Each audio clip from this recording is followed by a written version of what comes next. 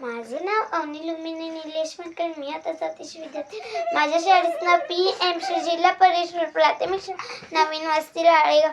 मी तुम्हाला गृहपाठ ही गोष्ट सांगणार आहे. आर्या नेहमी गृहपाठमध्ये आईची मदत घ्यायची. आर्या नेहमी गृहपाठमध्ये आईची मदत घ्यायची. एका दिवशी गृहपाठ जरासा वेगळा होता. आई घरी नव्हती. त्याचं कारण आर्याने स्वतः गृहपाठ करायचा हे ठरवलं. आर्याने नंतर गृहपाठ करायला ते बसले. ते लिहतच तिचा गृहपाठ करत होती. तिला एका याच्यात अडचण आली तर तिने ते तिच्या जवळचं बुक घेऊन गेली दीदीजवळ. दीदी हे गणित कसं आहे? तर मग तिच्या बहिणीने सांगितलं हे गणित असं आहे. नंतर तिने ते गणित सोडवायला गेली. नंतर तिने सोडवलं आणि पण मग तिने ते बुक बाईजवळ दिलं चेक करायसाठी. नंतर बाईने चेक केलं तर तिच्या ताईनं नंतर तिने बुक तिच्या जवळचं बाईजवळ दिलं आणि तिच्या बाईने चेक केलेले सगळे गणितापैकी तिने बनानं सोडवले. सगळे गणित बरोबर होते. फक्त तिच्या ताईने सांगितलेलं तेच गणित सगळ्यात कठीण होतं. त्याच्या कारण तिला ते गणित चुकीचं गेलं तिच्या ताई कारण. नंतर तिने ते गणित तिची बाई म्हणाली तूने हे वालं गणित चुकीचं केलं आहे. तू हे गणित डबल करून आण जो घरून उद्या. तुलाही समजलं नसेल तर मला सांगून दे. मग आर्या म्हणाली मला हे गणित समजलंच नव्हतं बाई. त्याच्या कारण माझी हिंमत नाही झाली होती तुम्हाला म्हणायची.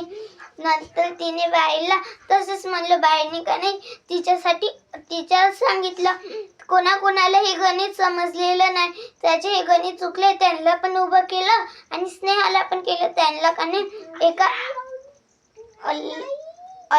अलग बसवला आणि म्हणाले हे गणित असं आहे. त्यांचे हाफ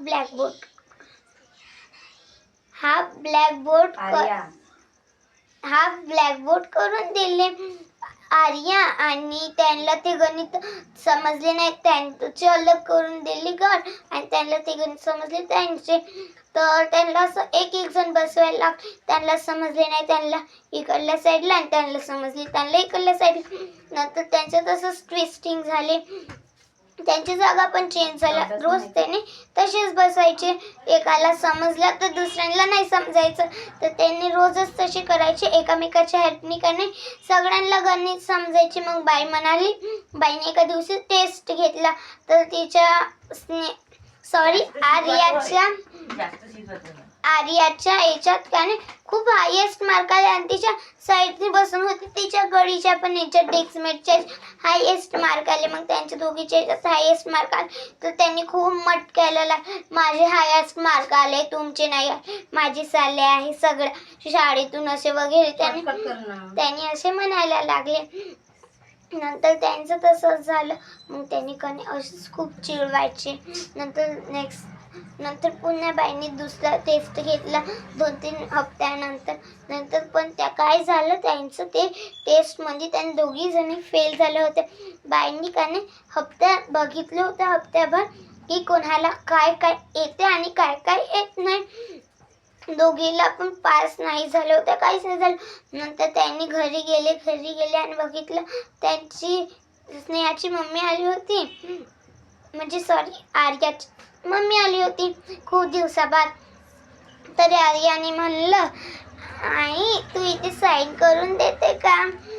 तर आर्याची मम्मी म्हणाली हो पण कायचं आहे हे? नंतर आर्या म्हणाली हे मी टेस्टमध्ये फेल झालेली आहे यावाल्या त्याच्या कारण आहे हे याचं. नंतर आर्याच्या मम्मीने तिला खूप आशीर्वाद दिला आणि तिची मैत्रिणीचं नाव होतं स्नेहा. तिच्या पण मैत्रिणीने दिलं. नंतर त्यांच्या दोघीचं खेळणं वगैरे सगळंच बंद केलं.